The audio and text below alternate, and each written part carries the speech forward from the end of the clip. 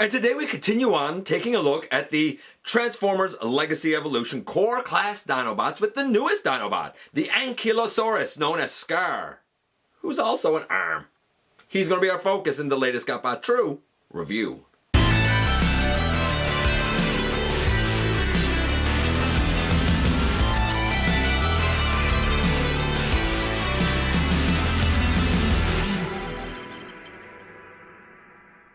Hey one, hey all, welcome back to the channel. I'm your host, your most humble of hosts, Dennis Moulton, aka GotBot. As always, please like, comment, share. Of course, subscribe, and while you are at it, light 'em up, baby. Hit that notification bell, please. It helps me out a ton. It lets you know when content of all sorts goes up here on the channel. Check out Machinery of Man, The Everything Factor, all the groups that I'm either a mod or an admin for, as well as all of my social media links. All of that's in the description down below.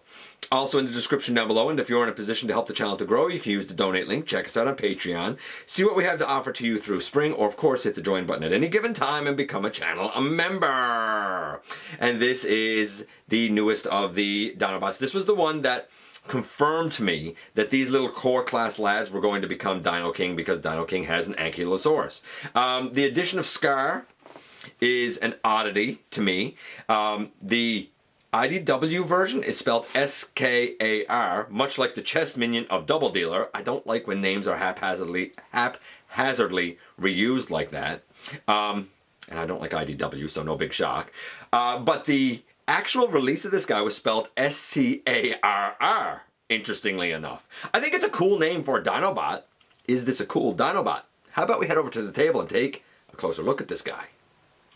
And yes, indeed, today is Dinobot number 3 with the Dinobot that never really was. That being, of course, Scarr. So when I think of Scarr, Transformers is so complicated sometimes. When I think of Scarr, I think of S-K-A-R. Scarr is actually one of the chest minions, if you want to call it that belongs to Doubledealer. I think it's the bird one that belongs to Doubledealer.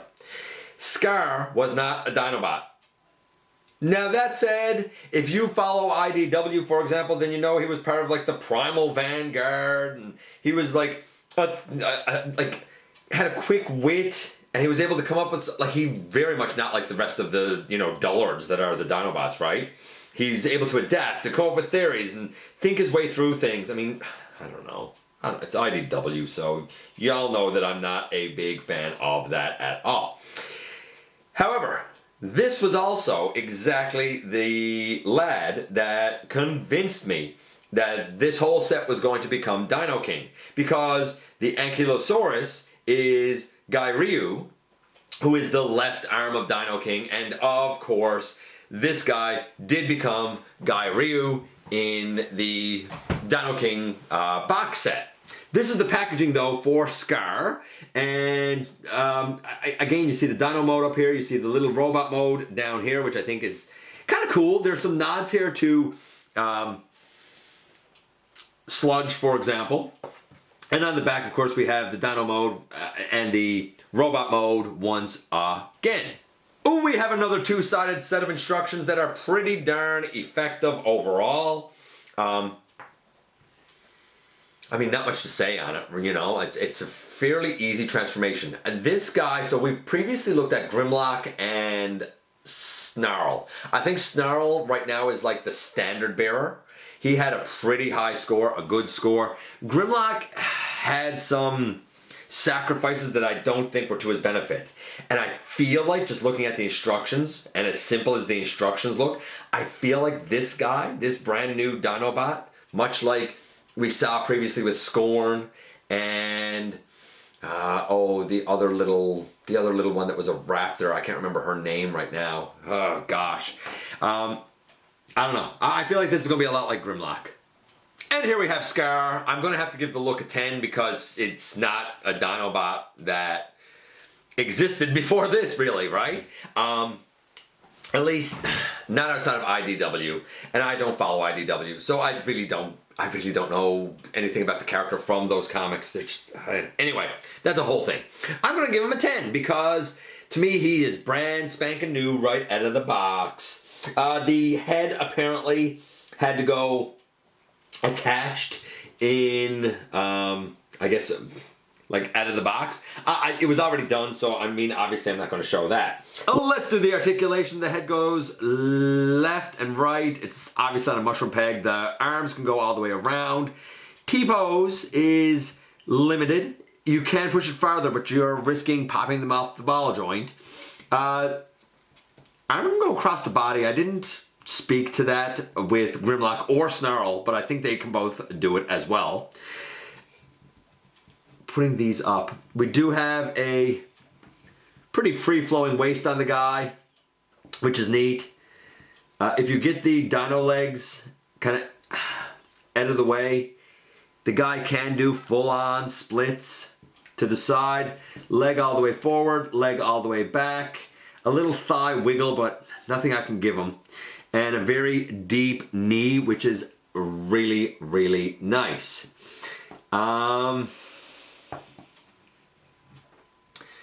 There are certainly a number.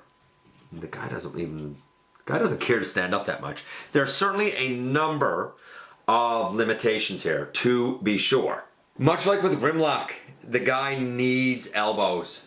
I can understand not having wrists. I get not having a dedicated thigh swivel. I could even live without the bicep swivel, but the guy definitely needs elbows. As such, I'm going to say articulation is about a 7.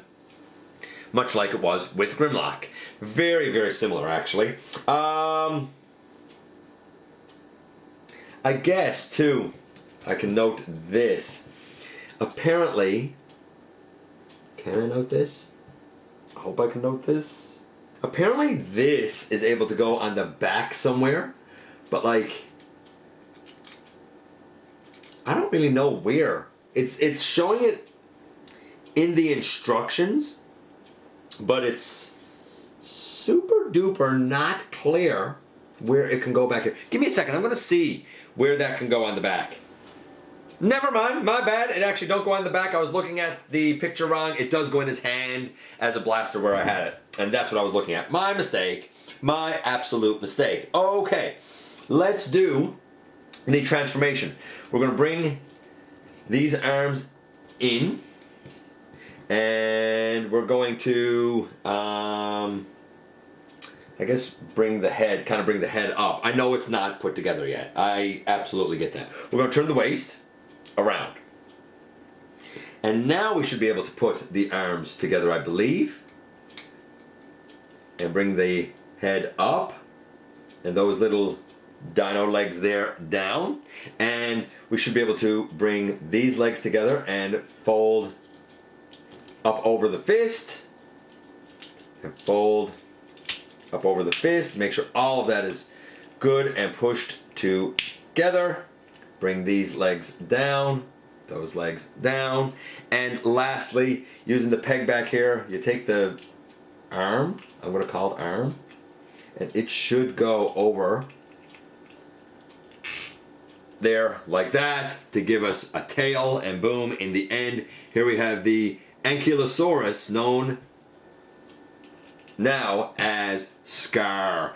Easy, easy, easy little transformation. Cute little ankylosaurus. I like that we have some silver and gold paint up on the back. I think that that's a help. The look of the guy was a 10. The articulation was a 7. So the guy was getting, what, 8.5?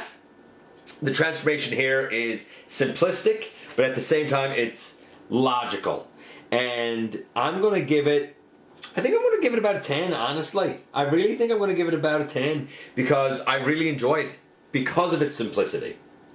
So we had an 8.5 and now a 10 for this transformation. I mean, 9? Guy's getting about a 9 now. Let's do the arm mode.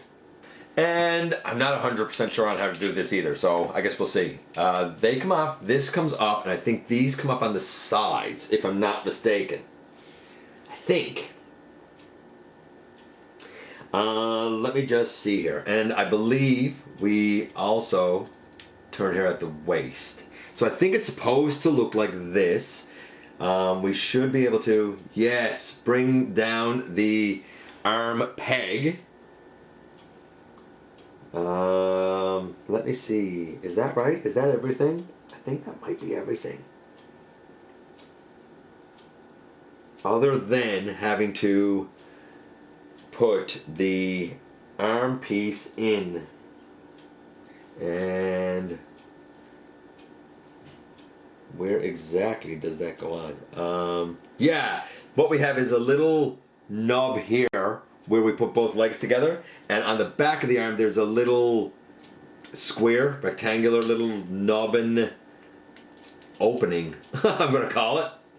I'm going to call it a nub opening, and that's where you put it on, so you have just the hand down underneath. So here we have him in an arm mode.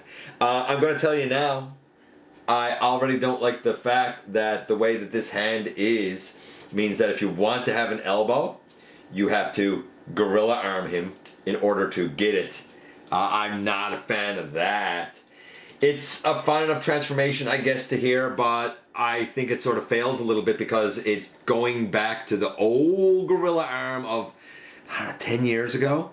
So I'm going to say that this transformation to the arm is a bit of a letdown for me.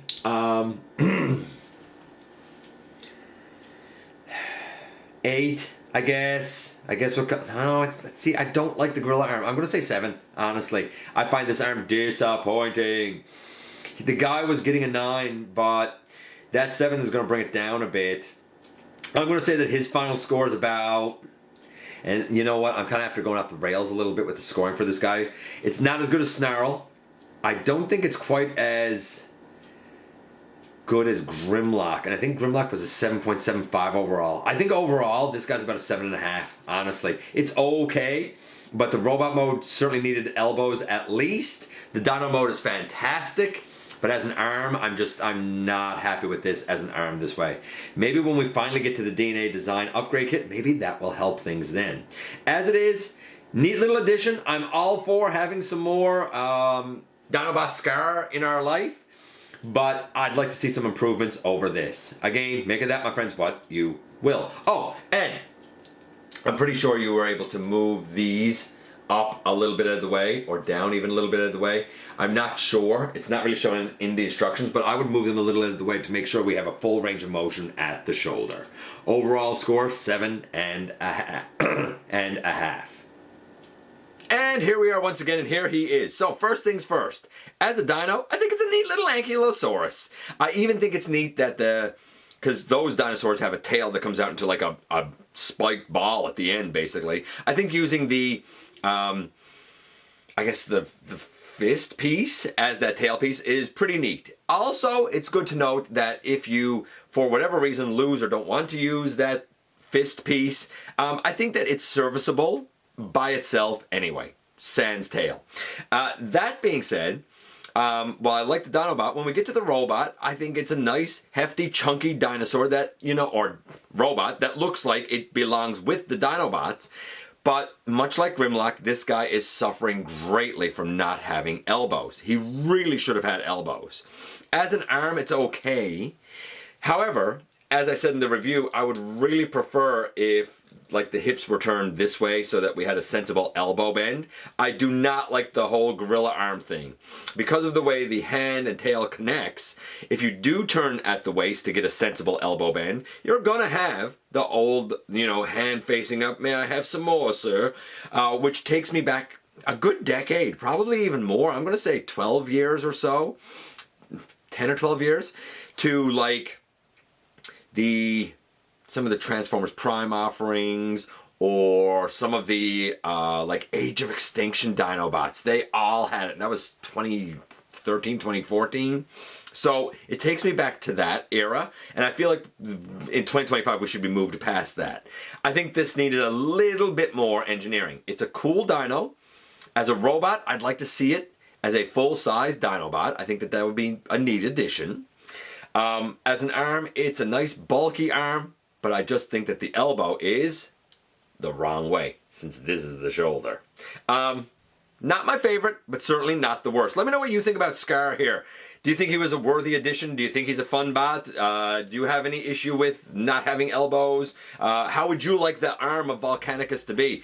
I appreciate you guys coming by, giving me some of your extremely valuable time. I do know how important it is to you. If you're in a position to help the channel to grow, you can use the donate link. Check us out on Patreon. See what we have to offer to you through spring, or of course, hit the join button at any given time and become a channel member. While you're at it, hit the subscribe button, stick around, and have some fun with us here on the channel. And don't forget, not for a moment, not for a second, that you right there, you do make a difference in the world. And I look forward to the next time that you and I get together to have another visit, either in the live streams on Thursday nights, at the stop motion premieres, or the old fashioned way right here inside the videos.